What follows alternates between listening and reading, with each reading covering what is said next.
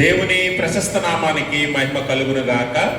మన ప్రభువు ప్రియరక్షకుడైన యేసు ప్రభుల వారు మనలను మన కుటుంబాలను సంరక్షించి కాపాడి సజీవుల లెక్కలో ఉంచి తన బలమైన హస్తాల చాటును భద్రపరిచి ఈ శుక్రవారము సాయంకాలం మరలా ఆయన సన్నిధిలో కూడుకొని ఆయన స్తుతించి గణపరిచి ఆయన వాక్యాన్ని ధ్యానించే భాగ్యాన్ని మనకిచ్చినందుకై మొదటిగా తండ్రి అయిన దేవుని కృతజ్ఞతాస్తుతులు చెల్లిస్తున్నాను. ఆయన ఆత్మతోనూ సత్యంతోనూ ఆరాధించడానికి కూడి వచ్చిన మీ అందరికీ ప్రభుపేట వందనాలు. అందరికీ వందనాలు. దేవుడు మిమ్మల్ని మీ కుటుంబాలను మెండుగా దీవించును గాక. ఆమేన్. ఆమేన్. ఆమేన్ కూడా అలా పోతున్నారు. దేవునికి స్తోత్రం. ఈ దినం ఒక ఏర్పాటు చేయబడిన లేఖన భాగాన్ని మనం చదువుగా విన్నాం. పాత నిబంధన గ్రంథము నుంచి యెషయా గ్రంథము 59వ అధ్యాయము మొదటి 2 వచనాలను మనం చదువుగా విన్నాం. ఈ యెషయా గ్రంథం గురించి మనందరికీ తెలిసిందే. నేను గతంలో కూడా మీకు తెలియజేశాను. ఈ యెషయా గ్రంథాన్ని చిన్న బైబిల్ అని కూడా అంటాం, మినీ బైబిల్ అని కూడా అంటాం. బైబిల్ గ్రంథం అంతా 66 పుస్తకాలు ఉన్నట్లయితే యెషయా గ్రంథంలో 66 అధ్యాయాలు మనకు కనిపిస్తాయి. ఈ 66 అధ్యాయాల్ని 3 భాగాలుగా విభజిస్తూ 1వ అధ్యాయం నుంచి 39వ అధ్యాయం వరకు మొదటి భాగము, 40వ అధ్యాయం నుంచి 55వ అధ్యాయం వరకు 2వ భాగము, 56వ అధ్యాయం నుంచి 66వ అధ్యాయం వరకు 3 భాగాలుగా యెషయా గ్రంథాన్ని విభజించారు. ఈ 3 భాగాల్లో మొదటి భాగము చెరకు వెళ్ళక మునుపు, 2వ భాగము చెరలో ఉన్నప్పుడు, 3వ భాగము చెరలో నుంచి బయటకు వచ్చినప్పుడు అని కొంతమంది బైబిల్ పండితులు తెలియజేస్తారు. అయితే ఇప్పుడు మనం చదువుకున్న భాగము 3వ భాగం కదా. 3వ భాగం, అమ్మ దయచేసి పిల్లల్ని కొంచెం నిశ్శబ్దం ఉంచండి, వాక్యం వినడానికి ప్రయత్నం చేయండి, వాక్యం మీద ధ్యానం పెట్టండి. ఈ 3వ భాగంలో ఉన్న 59వ అధ్యాయంలో ఉన్న మొదటి 2 వచనాలను మనం చదివాం. ఈ 2 వచనాల్లో ఒక చక్కని మాటను మనం చూస్తాం. మొదటి వచనంలో రక్షింపనేరంగా ఉండినట్లు యెహోవా హస్తము, ఇక్కడ యెహోవా హస్తము అనే మాటను ఈరోజు మనం ధ్యానం చేద్దాం. యెహోవా హస్తము. మనుష్యులుగా ఉన్న మనందరికీ కూడా శరీర భాగాలు ఉన్నాయి. ఈ శరీర భాగాల్లో హస్తం ఒకటి. హస్తం అంటే ఏంటి? చెయ్యి లేదా బాహువు కదా. మన శరీర భాగాలలో ప్రాముఖ్యమైన ఒక అవయవం ఏంటి అని అంటే హస్తమే. ఎందుకనంటే మనం ఏదైనా చేయటానికి ప్రయత్నం చేస్తే మనకు కావలసినవేంటి? చేతులే, అవునా? అందుకనే పని చెయ్యి అని అంటాం. చెయ్యి అంటే చేతులతో చేసేది కాబట్టి కదా. చేతులు లేకపోతే నీ శరీరంలో ఎంత బలం ఉన్నా, నీ కాళ్ళలో ఎంత బలం ఉన్నా, చేతులు లేకపోతే నువ్వు ఏ పని చేయలేవు. అందుకని చేతులు చాలా విలువైనవి, ప్రాముఖ్యమైనవి. ఒక పని ప్రారంభించడానికి, ఒక పని చేయటానికి, ఒక పని ముగించడానికి చేతులు ఎంత అవసరమో మనిషికి మనందరికీ తెలుసు. కాబట్టి మనుషుల యొక్క హస్తాలని మనం గమనించినట్లయితే ప్రతి ఒక్కరికి ఒక బలం ఉంటుంది, అవునా? ఇప్పుడు చిన్నపిల్లలు ఉన్నారనుకోండి, వారి చేతులు ఉన్నాయి కదా, వారి చేతులకి ఎంత బరువు మోయగలరో అంతే మోయగలరు, అంతకంటే ఎక్కువ మోయలేరు, అవునా? మోయగలరా? మోయలేరు. పెద్దవారమైన మనం కూడా ఒక బరువు వరకే మోయగలం, ఆ తర్వాత మనం కూడా మోయలేము మన చేతులు ఉన్నప్పటికీ కూడా. అయితే అలాగే ఇప్పుడు లేఖనం ఏం చెప్తుందంటే యెహోవా హస్తం అనే ఒక మాటను మనకు జ్ఞాపకం చేస్తుంది. మనుషుల చేతులకున్న బలం ఎలాంటిదో మనందరికీ తెలుసు, దాన్ని వివరించవలసిన పని లేదు. కానీ యెహోవా హస్తానికి ఒక ప్రత్యేకత ఉంది. ఆ హస్తము ఎలాంటి కార్యాలు చేయగలదు, ఆ హస్తము ఏమై ఉన్నది అనే విషయాన్ని ఈరోజు మనం జ్ఞాపకం చేసుకోవాలి. అందుకని ఇక్కడ యెషయా ప్రవక్త ఏమంటున్నాడంటే రక్షింపనేరకుండానట్లు యెహోవా హస్తము అనగా ఆయన చెయ్యి కురచ కాలేదు, చిన్నది కాదు, నీలా నాలా కొంతవరకే చేయగలిగే చెయ్యి కాదు ఇది. నీలా నాలా కొంత సామర్థ్యమే, కొంత శక్తే, కొంత బలమే ఉన్న చెయ్యి కాదు ఇది. ఇది ఎలాంటి చెయ్యి అంటే సర్వశక్తి కలిగిన చెయ్యి. అందుకనే ఈ హస్తానికి వాస్తవానికి ఇక్కడ యెషయా ప్రవక్త యెహోవా హస్తం అనే మాటను అలంకారప్రాయంగా వాడుతూ ఉన్నాడు. అలంకారప్రాయంగా వాడుతూ ఉన్నాడు. కొన్నిసార్లు మనం అలంకారం అంటే తెలుసు కదా, అలంకారం అంటే తెలుసా? అలంకారం అంటే ఎలా వాడతాం అంటే కొన్ని వస్తువులను వివరించడానికి ఇంకొన్ని వస్తువులను పోల్చి చెప్తాం. ఇదే అలంకారం అంటే కదా. అంటే ఎవరినైనా ఒక మనిషిని చూసి మనిషి పెద్దగా ఎత్తుగా ఉన్నాడు అనుకోండి, కొండలా ఉన్నాడు అంటాం. అంత మాత్రం కొండ అయిపోతాడా? అవునా? కొండలా ఉన్నాడు అని అంటే కొండలా నిజంగా కొండ అవడు మనిషి, కానీ పోల్చి చెప్తాం. అంటే అంత బలంగా ఉన్నాడు, అంత ఎత్తుగా ఉన్నాడు అని చెప్పడానికి అలంకారాన్ని వాడుతాం. అలాగే ఇక్కడ యెషయా ప్రవక్త కూడా ఈ అలంకారప్రాయంగా యెహోవా హస్తము అని మాట్లాడుతున్నాడు. కానీ యెహోవా హస్తము అనగా ఎవరు అని మనం ఆలోచన చేస్తే యేసు ప్రభువారే అనే విషయాన్ని కూడా యెషయా ప్రవక్త ధృవీకరిస్తాడు. యెషయా ప్రవక్తే దాన్ని ధృవీకరిస్తాడు. ఎందుకనంటే ఈ హస్తబలం అనేది దేవుని బలము, ఆ బలము శరీరధారిగా భూమి మీదకి వచ్చిందని యెషయా ప్రవక్త తెలియజేస్తాడు. కాబట్టి ఈ హస్తం అనే ఎవరిని గురించి యెషయా మాట్లాడుతున్నాడంటే యేసు ప్రభు వారి గురించే మాట్లాడుతున్నాడు. ఇప్పుడు ఇక్కడ మనం అక్కడ యెహోవా హస్తం అనే మాట దగ్గర యేసు ప్రభు వారిని పెట్టుకుంటే మనం ఏం చదవాలి? అక్కడ రక్షింప నేరకుండునట్లు యేసు క్రీస్తు ప్రభు వారు తక్కువ కాదు, చిన్నవాడు కాదు. కాబట్టి యెహోవా హస్తం అనే మాటను అలంకారప్రాయంగా యేసు ప్రభు వారికి వాడుతున్నాడు అన్న విషయాన్ని మనం గమనించాలి. అందుకే ఇక్కడ యెషయా గ్రంథకర్త యెషయా ప్రవక్తే 48వ అధ్యాయంలో 53వ అధ్యాయము 1వ వచనంలో ఒక చక్కని మాట తెలియజేస్తాడు. మేము తెలియజేసిన సమాచారం ఎవడు నమ్మెను? యెహోవా బాహువు ఎవనికి బయలుపరచబడెను? లేత మొక్కవలెను, ఎండిన భూమిలో మొలిచిన మొక్కవలెను అతడు ఆయన ఎదుట పెరిగెను, అతనికి స్వరూపమైనను సొగసైనను లేదు. గమనించండి, అతడు అని వాడుతున్నాడు. మళ్ళీ ఇప్పుడు బాహువు ఎవరికి బయలుపరచబడింది? మేము చెప్పిన సమాచారం ఎవడు నమ్మాడు? కన్యక గర్భవతి కుమారుని కొనును అన్నది ఎవడు నమ్మాడు? అలాగనే ఆయన అనగా ఆ హస్తము, ఆ బాహువు ఎలా పెరిగిందట? అతనిగా దేవునికి స్తోత్రం. శరీరధారిగా ఆ బాహుబలము శరీరధారిగా ఈ లోకంలో ఎదిగింది. అతనికి స్వరూపమైనను సొగసైనను లేదు, అతనిని మనుష్యులందరూ తిరస్కరించారు అని యెషయా ప్రవక్తే మళ్ళా ప్రవచనం తెలియజేస్తూ ఉన్నాడు. కాబట్టి ఆ యెహోవా హస్తము అనేది యేసు ప్రభు వారికి అలంకారప్రాయంగా వాడబడిందన్న సంగతి మనం జ్ఞాపకం చేసుకోవాలి. అందుకనే ఆయన ఎలా ఎదిగాడట? ఆయన కళ్ళ ముందు లేత మొక్కవలెను, ఎండిన భూమిలో మొలిచిన మొక్కవలెను అతడు ఆయన ఎదుట పెరిగెను. ఇప్పుడు యేసు ప్రభు వారే యెహోవా హస్తము అనే విషయాన్ని మనము తెలుసుకోవాలి. ఎందుకంటే యెహోవా హస్తము వేరు, యేసు ప్రభు వారు వేరు కాదు. అందుకనే మనము ఈ యెషయా గ్రంథంలోనే 59వ అధ్యాయంలో 16వ వచనం చదివితే మనం గమనించవచ్చు. సంరక్షకుడు లేకపోవుట ఆయన చూసెను, మధ్యవర్తి లేకుండుట చూచి ఆశ్చర్యపడెను. మధ్యవర్తి లేకుండుట చూచి ఆశ్చర్యపడెను. అప్పుడు ఏం చేశాడు? కాబట్టి ఆయన బాహువు ఆయనకు సహాయము చేసిన. గమనించారు, ఆయన బాహువు ఆయనకు ఏమండి ఏదైనా పని చేశాక ఇంత పని నువ్వు ఎలా చేసావంటే నా చెయ్యి నాకు సహాయపడిందని చెప్పగలవా? ఎవరైనా చెప్తారు అలాగా? నా కాలు నాకు సహాయపడిందని చెప్తావా? నా చేతులు నాకు సహాయపడ్డాయని చెప్తావా?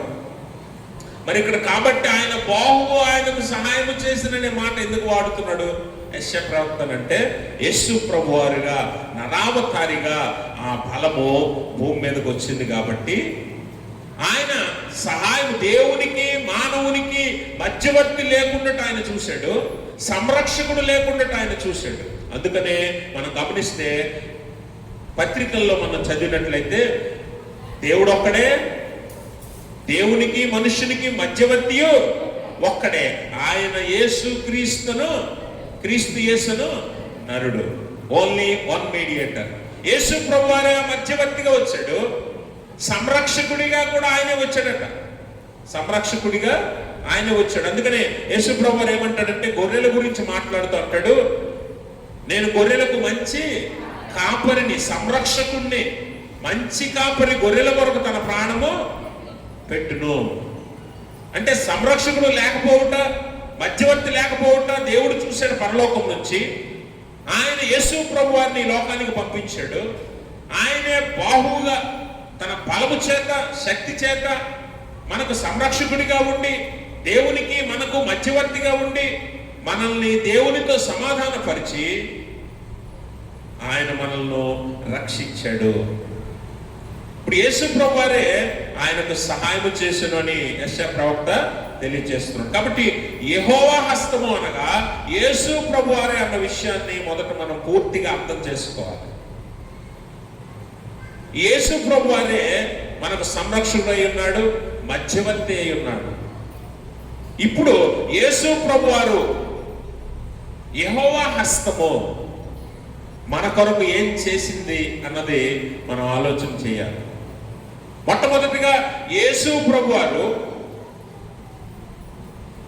దేవునిగా పరలోకమందు ఉన్నప్పుడు ఆది యందు ఏం చేశాడంటే, దేవుడు భూమి ఆకాశములను సృజించాడు. అంటే ఈ చెయ్యి నీ చెయ్యిలాగా నా చెయ్యిలాగా కొరచైనది కాదు, కొంతవరకే చేయగలిగింది కాదు. ఎంతవరకు చేయగలదంటే అపరిమితముగా చేయగలదట, అపరిమితముగా చేయగలదు. అందుకే ఆయన చెయ్యి ఏం చేయగలదట, సృష్టిని చేయగలదు. ఏం చేయగలదు? సృష్టిని చేయగలదు. ఆది కాండంలో మనం మొదటి అధ్యాయంలో మొదటి వచనంలో చూస్తాం, ఆది యందు దేవుడు భూమి ఆకాశములను సృజించెను.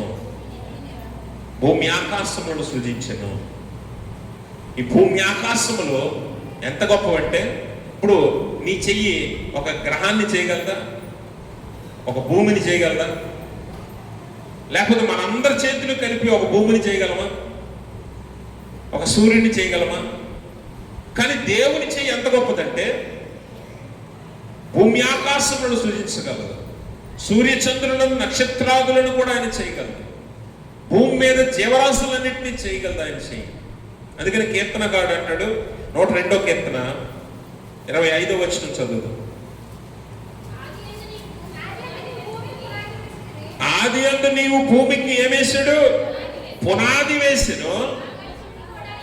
అమ్మా, ఆకాశములు కూడా నీ చేతి పనులే. ఆయన చేతి పనులు అంటివి.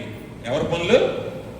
మనం చేతి పనులు చేయగలమంటే కొంతవరకే, ఒక పరిమితి వరకే చేయగలం ఏ పనైనా. కానీ దేవుని చేతి పనులు ఎలాంటివట? ఆకాశములను భూమిని కూడా సృజించగలిగే గొప్ప శక్తివంతమైనవి. భూమి మీద ఉన్న సర్వ జీవరాశిని చేయగలిగినవి. ఆఖరికి మానవులమైన మనల్ని కూడా ఆయన చేతి పనిగా చేశాడు. దేవునికి స్తోత్రం. అందుకే కదా ఆది కాండంలో అంటాడు, ఆయన మన పోలికను నరులను చేయుదుము రండి అని చెప్పి నేలమంటిని తీసుకొని, ఎలా తీసుకున్నాడు నేలమంటిని? చేత్తోనేనా? చేత్తోనేగా తీసుకుంటాం. నేలమంటిని చేతితో తీసుకొని మనల్ని ఘట్టముగా చేసి మనలోనికి జీవవాయువును ఊది మనల్ని జీవాత్మను చేశాడు. అనగా మనందరం ఆయన చేతి పని ఉన్నాము. అలాగే సకల జీవరాశి ఆయన చేతి పని ఉంది. అలాగే సృష్టి అంతయు కూడా ఆయన చేతి పని ఉంది. భూమి ఆకాశములు, నక్షత్రములు, ఆకాశములో ఉన్నవన్నీ కూడా ఆయన చేతి పనులే. అంటే ఆయన చెయ్యి ఎంత బలమైందో చూడండి. ఇదే యెషయా గ్రంథకర్త ఏమంటాడంటే 48వ అధ్యాయంలో 13వ వచనంలో ఒక చక్కని మాటను చెప్తాడు యెషయా గ్రంథకర్త. 48వ అధ్యాయం 13వ వచనం చదువు. నా హస్తము భూమికి పునాది వేసెను, నా కుడి చెయ్యి. మీరు గమనించండి, ఆకాశ వైశాల్యం. వైశాల్యం అంటే ఏంట? విస్తరించడం. ఇప్పుడు మీరు రాత్రి వేళ లేకపోతే పగటి వేళ ఆకాశం వైపు చూస్తారు. ఆకాశం వైపు చూసినప్పుడు ఆకాశం ఎంత ఉంటుంది? ఎంత ఉంటుంది? నీ కన్నులకు సరిపోదు. అది ఎటు చూసినా ఉన్నాను అంటది ఆకాశం కదా. అంటే అంత విస్తరింప చేయగలిగిన శక్తి ఏ చేతికి ఉందట? యెహోవా హస్తానికి ఉంది. మీరు ఇప్పుడు మనం భూమి మీద ఉన్నాం, భూమే మన కళ్ళకు కనిపించదు. ఎంత పెద్దది! వాస్తవానికి శాస్త్రవేత్తలు ప్రారంభంలో ప్రారంభంలో శాస్త్రవేత్తలు భూమిని పరిశోధించినప్పుడు భూమి ఎలా ఉందనుకున్నారట? బల్లపరుపుగా ఉందనుకున్నారట. అంటే ఒక పలకలాగా ఉంది, లేకపోతే ఒక బిళ్ళలా ఉంది అనుకున్నారట భూమిని. ఎందుకంటే మానవ ఆలోచనకి, మానవ జ్ఞానానికి అందనిది అది దేవుని సృష్టి. బల్లపరుపుగా ఉంది అని అనుకున్నప్పుడు తర్వాత కాలంలో టెలిస్కోప్ కనిపెట్టిన తర్వాత, ఆ తర్వాత కొన్ని పరికరాలు కనిపెట్టిన తర్వాత భూమిని పరిశోధించి భూమి ఎలా ఉందని తెలుసుకున్నారు. గుండ్రంగా ఉంది, గోళాకారంగా ఉంది. ఆ టెలిస్కోప్ తోనే కొన్ని చంద్రుణ్ణి లేకపోతే కొన్ని గ్రహాలను, సూర్యుడిని చూసి అవి గోళాకారంగానే ఉన్నాయి, భూమి కూడా గోళాకారంగానే ఉంది. తర్వాత ఈ టెలిస్కోప్ తర్వాత కాలంలో మరి శాటిలైట్స్ ఇవి కూడా కనిపెట్టిన తర్వాత శాటిలైట్ ఆకాశంలోకి వెళ్ళి భూమిని ఫోటోలు తీసి చిత్రాలు పంపించినప్పుడు భూమి యొక్క రూపము, రేఖలు అన్ని కూడా తెలుసుకున్నారు. అలాగా మానవ ఆలోచనకు అందనటువంటి జ్ఞానము, శక్తి కలిగినది దేవుని జ్ఞానం, దేవుని బలం. ఇప్పుడు భూమే మన కళ్ళకు అందదే, భూమే మనం ఏమీ చేయలేమే భూమినే. అలాంటిది భూమిని చేశాడు దేవుడు. భూమిని చేసిన తర్వాత భూమి దేని చుట్టూ తిరుగుతుంది? సూర్యుని చుట్టూ తిరుగుతుంది. భూమే పెద్దదనుకుంటే భూమికి కొన్ని వందల రెట్లు సూర్యుడు పెద్దవాడట. సూర్యుడి ముందు భూమి ఏమాత్రం కాదు. అంటే సూర్యుడిని ఎవరు చేశారు అంటే ఎంత హస్తబలం ఉండాలో చూడండి.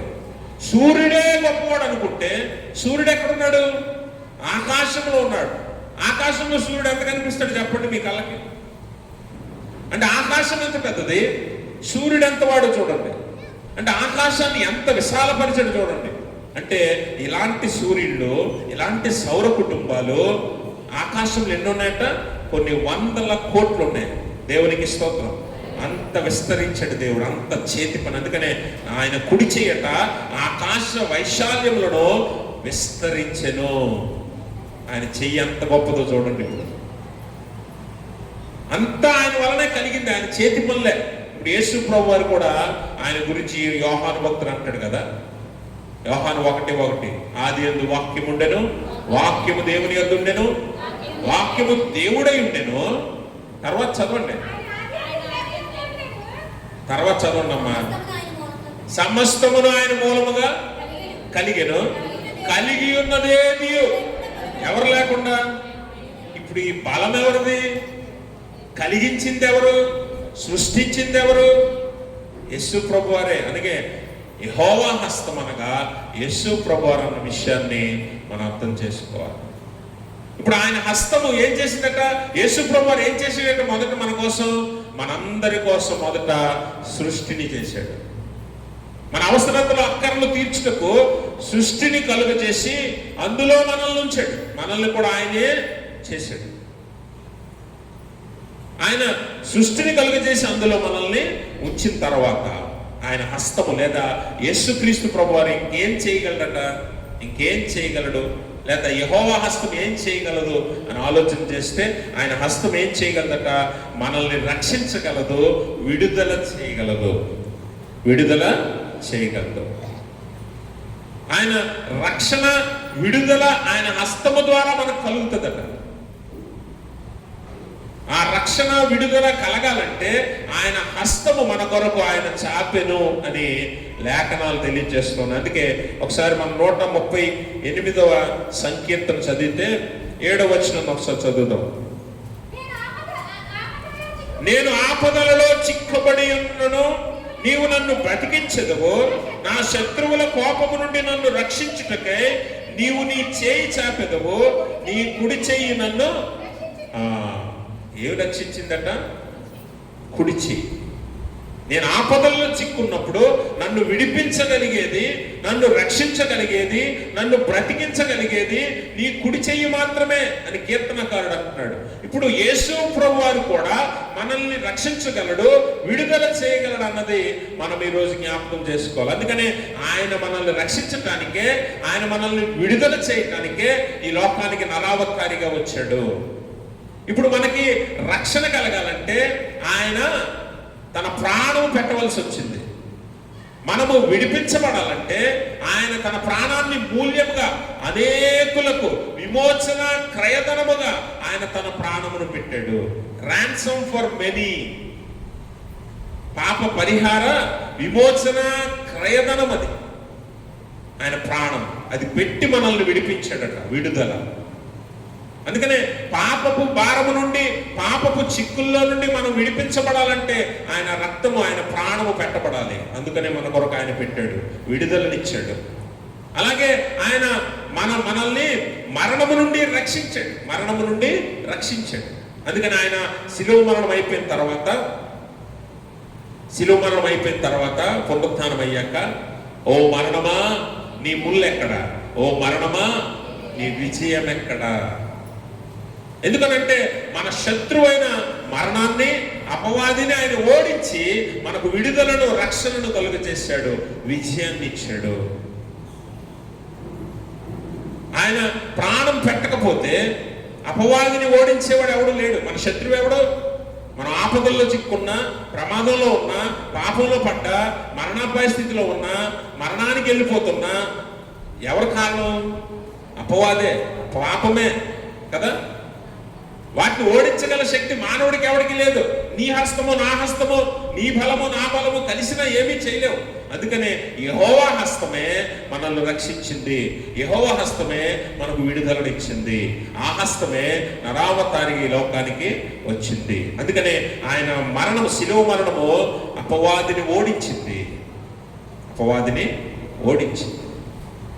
మనకు రక్షణ కలుగు చేసింది, పాపము నుండి మనల్ని విడిపించింది.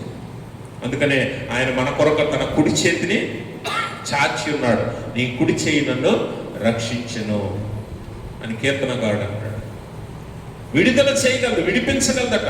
పాప బంధకాల నుంచి మనల్ని విడిపించగలిగేది యేసుక్రీస్తు ప్రభుల వారు మాత్రమే.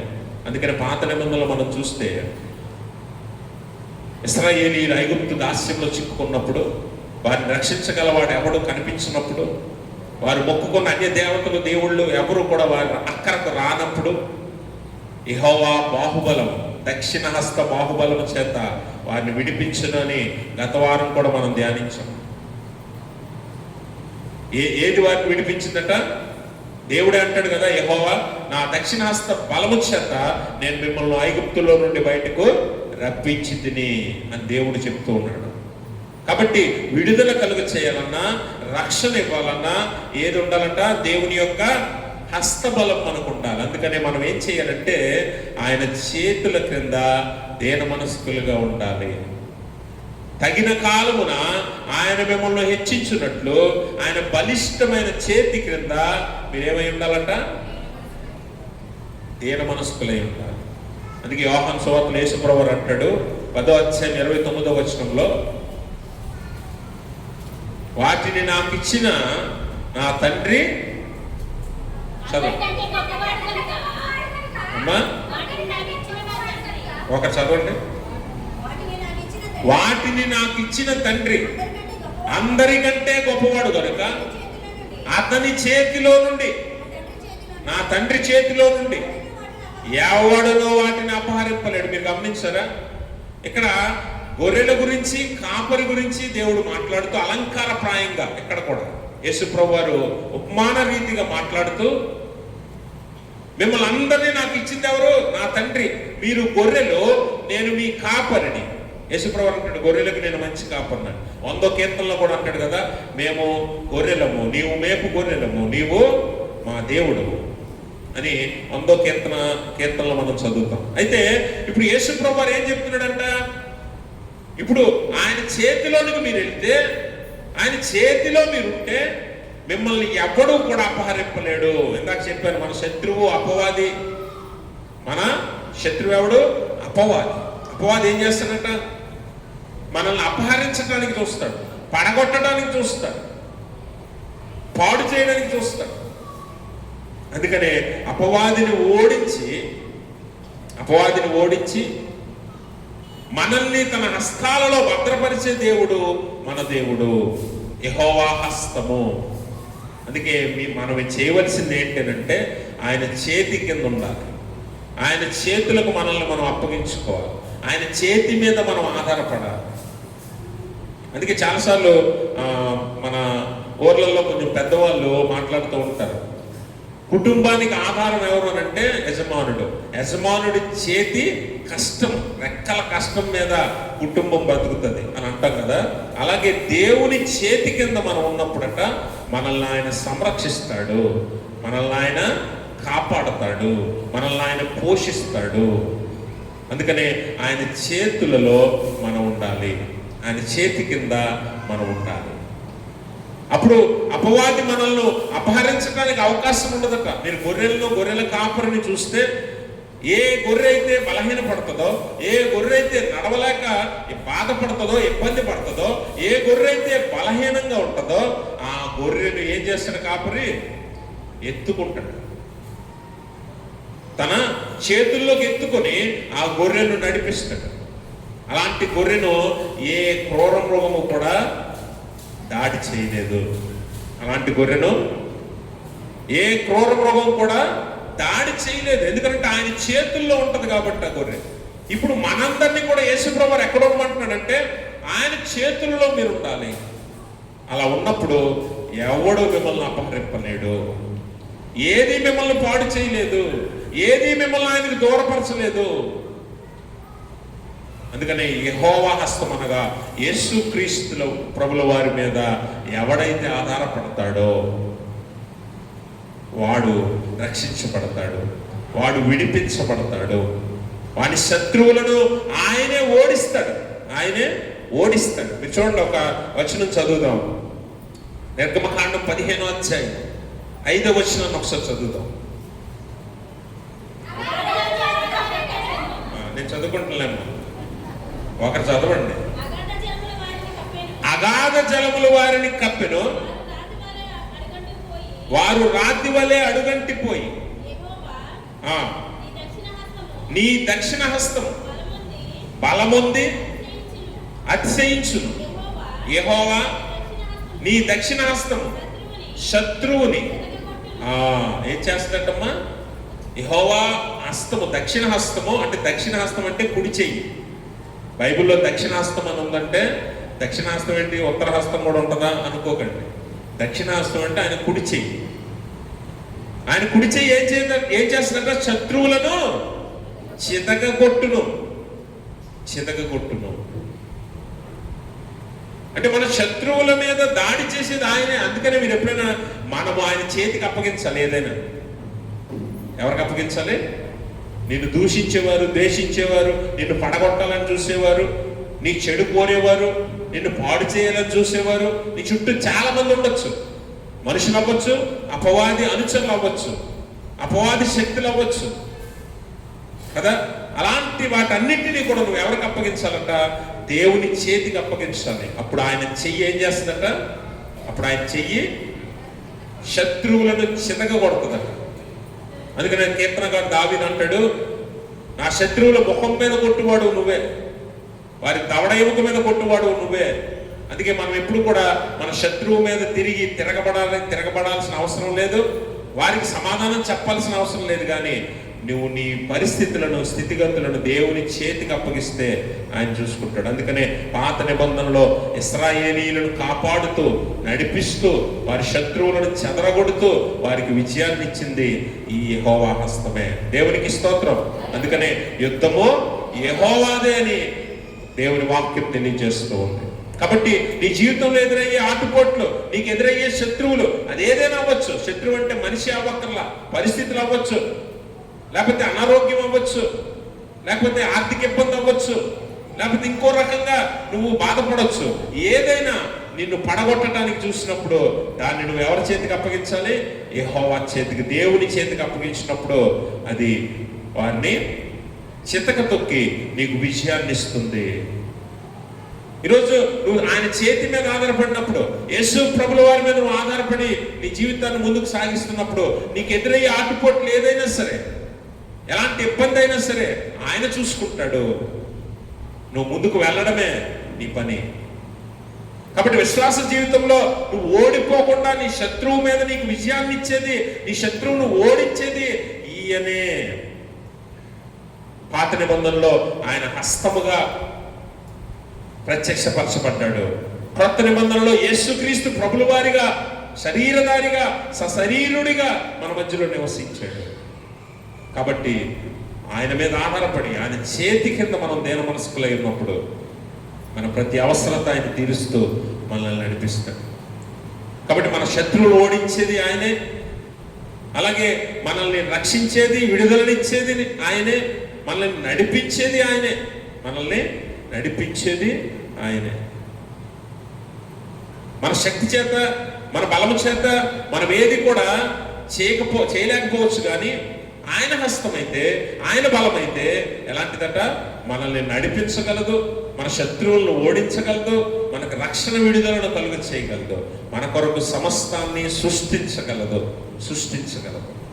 మానవ చెయ్యి కొంతవరకే ఏ పనైనా చేయగలదు.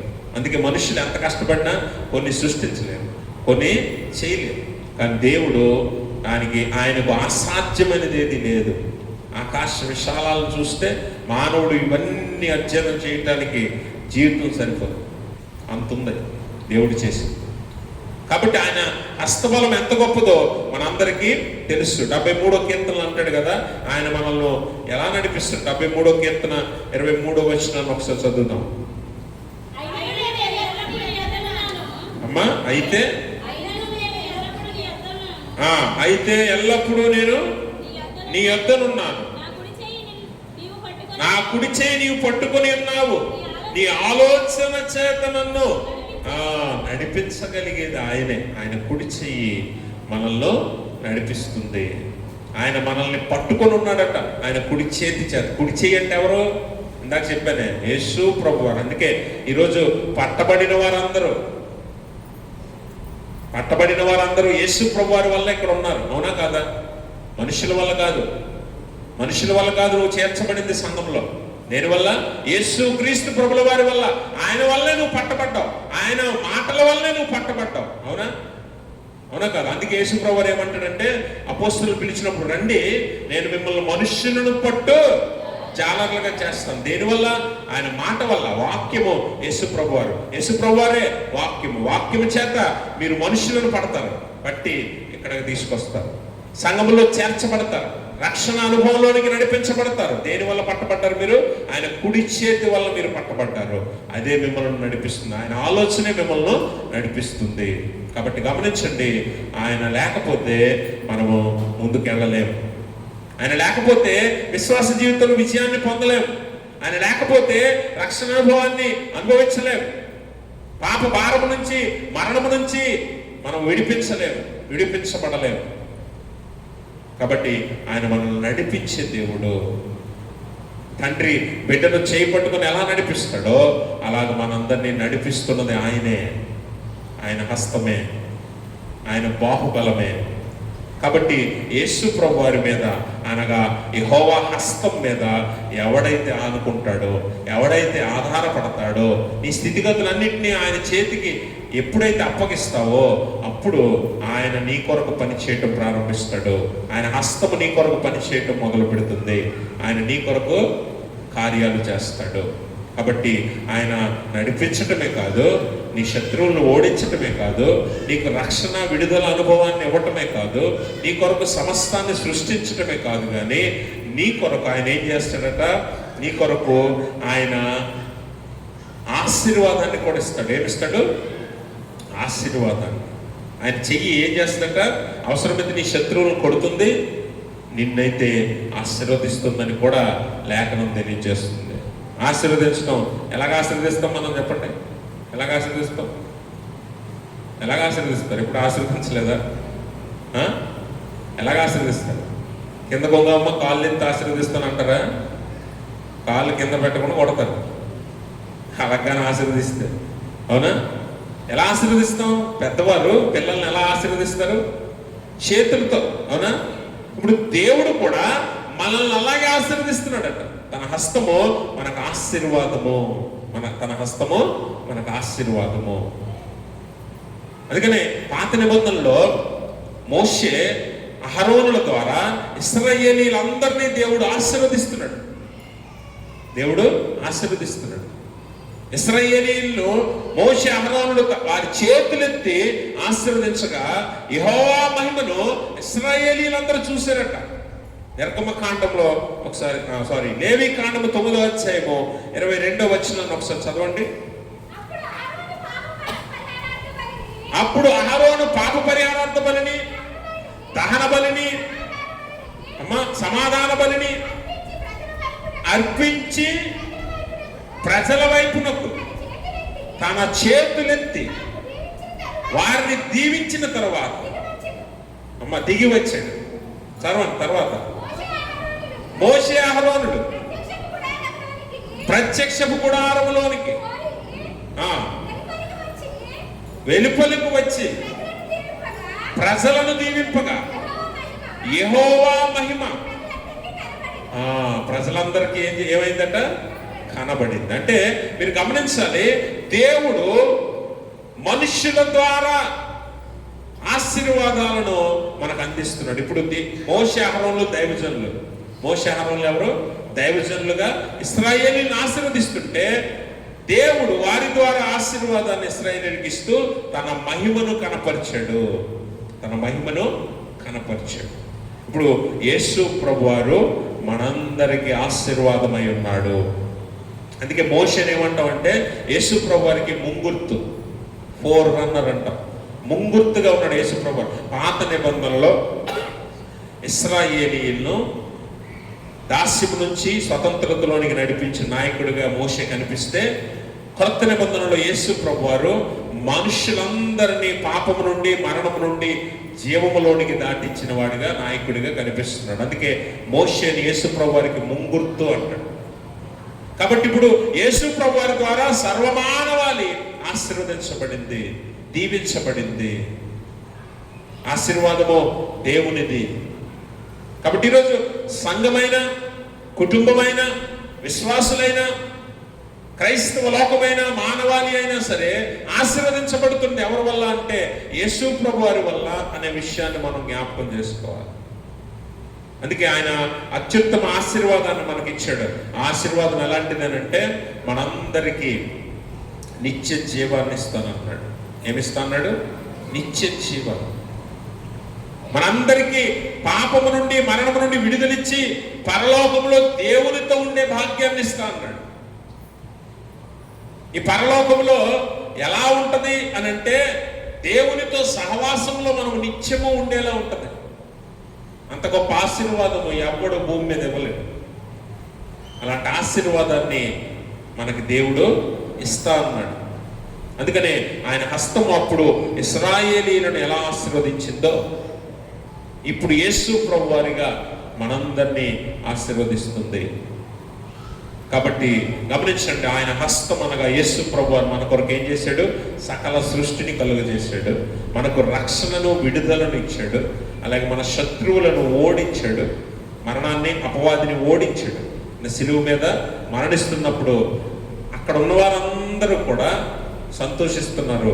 అక్కడ ఉన్న వారందరూ కూడా యేసు ప్రభువారు ఓడిపోయాడేమో అనుకుంటున్నారు. ఈ రోజు కూడా చాలా మంది ఏమనుకుంటున్నారంటే యేసు ప్రభువారు ఓడిపోయాడేమో, యేసు ప్రభువారు తనని తాను రక్షించుకోలేకపోయాడేమో అని చాలా మంది అనుకుంటున్నారు. కానీ అందుకని సిలువను గురించిన వార్త నశించుచున్న వారికి వెర్రితనంలా కనిపిస్తుంది. కానీ రక్షింపబడుచున్న మనకు దేవుని శక్తిని ఎందుకు చెప్పాడు తెలుసు? అపోస్తలుడైన పౌలు చూస్తున్నదంతా వాస్తవం కాదు. యేసు ప్రభువారు శిలువ మరణం పొందుతున్నప్పుడు చుట్టూ ఉన్న శాస్త్రులు, పరిసయ్యులు, వారందరూ రోమ సైనికులు ఏమనుకున్నారంటే ఈయన ఓడిపోయాడు, ఈయన దేవుని కుమారుడు కాదేమో, ఈయన దేవుడు కాదేమో అనుకున్నారు. ఈరోజు లోకం కూడా చాలా మంది ఏమనుకుంటారంటే యేసు ప్రభువారు ఆయన శిలువ మరణం అయిపోయాడు కాబట్టి ఆయన దేవుడు కాదు, ఆయనే రక్షించుకోలేకపోయాడు కాబట్టి ఆయన దేవుడు కాదని అనుకుంటున్నారు. కానీ వాస్తవానికి సత్యం ఎవరికి తెలుసా? అపవాదికి తెలుసు. దేవునికి స్తోత్రం. అపవాది ఓడిపోతున్నాడని అపవాదికి తెలుసు. ఎందుకంటే ఆయన మరణం అవ్వాలి, ఆ రక్తం చిందించబడాలి, 3వ దినం ఆయన తిరిగి లేవాలి. ఇది జరిగితే అపవాది ఓడిపోయినట్టే. ఆ సత్యం అపవాదికి తెలుసు. అందుకని ఈరోజు అపవాది ఏం చేస్తున్నాడంటే సత్యాన్ని మరుగుపరిచి వారి మనోనేత్రములకు గుడ్డితనము కలుగ చేశాడు. అందుకే చాలా మందికి ఇప్పుడు అక్కడ సత్యం ఏంటో తెలియదు. శిలువ మరణంలో అపవాది ఓడిపోయాడు, యేసు ప్రభువు జయించాడని ఎవరికి తెలియదు చాలా మందికి. కాబట్టి ఆయన అందుకనే విజయగర్వంతో ఆయన అంటాడు సమాప్తమైంది అని చెప్తాడు 6వ మాట. విజయ గర్వంతో. కాబట్టి అక్కడ అపవాది ఓడిపోయాడు. ఆయన మరణించి 3వ దినం లేవగానే మరణం ఓడిపోయింది. మరణము ఓడిపోయింది. కాబట్టి ఆయనను మనం ఆయన మీద ఆధారపడినప్పుడు మనకు కూడా ఆయన విజయాన్ని ఇచ్చాడు అన్న సంగతి మనము అర్థం చేసుకోగలుగుతాం. కనుక ఆయన మనల్ని ఆశీర్వదించాడు, మన శత్రువును ఓడించాడు, మనల్ని నడిపిస్తున్నాడు, మనల్ని పోషిస్తున్నాడు, సంరక్షిస్తున్నాడు, మనకు దేవునికి మధ్యవర్తిగా ఉన్నాడు. ఇప్పుడు కూడా తండ్రి కుడి పార్శ్వమున కూర్చొని, కుడి చేతి పక్కన కూర్చొని మన కొరకు విజ్ఞాపనం చేస్తూ ఉన్నాడు. మన కొరకు మధ్యవర్తిగా విజ్ఞాపనం చేస్తున్నాడు. కాబట్టి గమనించండి ప్రభునందు ప్రియమైన స్నేహితులారా, మనుషుల చేతులు పట్టుకొని బతిమాలుకోవడం, మనుషుల మీద ఆధారపడటం, మనుష్య బలం మీద ఆధారపడటం, లోకం మీద ఆధారపడటం కాదు. కానీ నువ్వు ఆధారపడవలసింది, నువ్వు పట్టుకోవలసింది దేవుని చేతిని, యేసుక్రీస్తు ప్రభుల వారిని. ఆయన మీద ఆధారపడటం నేర్చుకో. ఆయన చేతికి అప్పగించడం నేర్చుకో. ఆయన చేయి పట్టుకొని నడవటం నేర్చుకో. నీ స్థితిగతులన్నింటినీ కూడా ఆయన చేతికి అప్పగించడం నేర్చుకున్నప్పుడు ఆయన మనల్ని నడిపిస్తాడు. కష్టమైన పరిస్థితుల్లో కూడా ఆయన విడుదల కలుగ చేస్తాడు. రక్షణానందాన్ని, రక్షణ అనుభవాన్ని మనకిస్తాడు. అందుకే దావీదు అంటాడు కదా, రక్షణానందాన్ని మరలా నాకు కలుగుచి. కాబట్టి గమనించండి, ఆయన హస్తము మనకు యేసు ప్రభుల వారిగా బయలుపరచబడింది. ఉత్తరపరిచిత్ర భాగం చదువుకున్న 98వ సంకీర్తనలో కూడా మొదటి వచనంలోనే యెహోవా ఆశ్చర్య కార్యములు చేసి ఉన్నాడు, ఆయనను గూర్చి క్రొత్త కీర్తన పాడుడి. ఆయన దక్షిణ హస్తము, ఆయన పరిశుద్ధ బాహువు ఆయనకు ఏం కలుగు చేసింది? విజయాన్ని కలుగు చేసింది. ఆయన దక్షిణ హస్తము, పరిశుద్ధ బాహువు ఏం చేసిందట? ఆయనకు విజయాన్ని ఇచ్చింది. ఎందుకంటే ఆయన ఎంతో ఇష్టముగా సృజించిన మనల్ని అపవాది అపహరించకపోయినప్పుడు ఆయన హస్తము, దక్షిణ హస్తము ఈ లోకానికి వచ్చి అపవాదిని ఓడించి మనల్ని రక్షించి దేవునికి మనకు సమాధానాన్ని ఏర్పాటు చేసి మనల్ని దేవుణ్ణి కలిపే మార్గమై మధ్యవర్తి అయి ఉన్నాడు యేసుప్రభువు. అందుకే ఆయన బాహువు, ఆయన పరిశుద్ధ బాహువు ఆయనకి ఏం కలుగు చేసిందట? విజయాన్ని కలుగు చేసింది. విజయాన్ని కలుగు చేసింది. అపవాది మీద విజయం మానవులకి, దేవునికి యేసు ప్రభు వారి వల్లే. అందుకని యేసు ప్రభు వారి మీద ఆధారపడి ఆయన ఆనుకొని ఎవరైతే జీవిస్తారో ఆయన కొరకు ఆయన గొప్ప కార్యాలు చేస్తాడు. మనందరి జీవితాల్లోనూ దేవుని బలము, దేవుని శక్తి, అలాగే ఆయన బాహుబలము మనందరికీ పని చేయాలి. మనందరి మీద ఆయన బాహుబలం ఉండాలి. ఆయన చేతి కింద ఎవరైతే ఉంటారో వారందరికీ ఇట్టి విషయము దేవుడు దయచేస్తాడు. పరలోకంలో మనందరితో పాటు ఆయన కూడా ఉంటాడు. అందుకే ఆయన మనకిచ్చే ఆశీర్వాదం ఏంటంటే, నేను పరలోకంలో మీతో పాటు కూడా భుజిస్తాను. విందు, పరలోకపు విందు మనం భుజించులాగున ఆయన మీద ఆధారపడి లోకంలో జీవించాలి. అలా జీవించినప్పుడు ఆయన ఎప్పుడు కూడా మనకు తోడై ఉంటాడు. ఇశ్రాయేలీయులకు ఆనాడు దేవుని హస్తం ఎలా తోడై ఉందో ఈరోజు యేసు ప్రభుల వారు మనకు కూడా, మనందరికీ కూడా జీవిత పర్యంతము దేవుని ఎదుర్కొనే ఆ దినము వరకు మనల్ని సంరక్షిస్తూ, కాపాడుతూ, మన శత్రువులను ఓడిస్తూ, మన పక్షంగా యుద్ధం చేస్తూ, వ్యాజ్యమాడుతూ మనల్ని నడిపిస్తుంది. అటువంటి ఆత్మీయ జీవితంలో ఇంకా బలంగా మనం స్థిరపడలాగున దేవుడు తన పరిశుద్ధాత్మను మనందరికీ దయచేయును గాక. ఆమేన్. సమస్త జ్ఞానంలోకి మించిన దేవుని సమాధానం యేసుక్రీస్తు వల్ల మీ హృదయములకు, మీ తలంపులకు కావలి ఉండును గాక. ఆమేన్.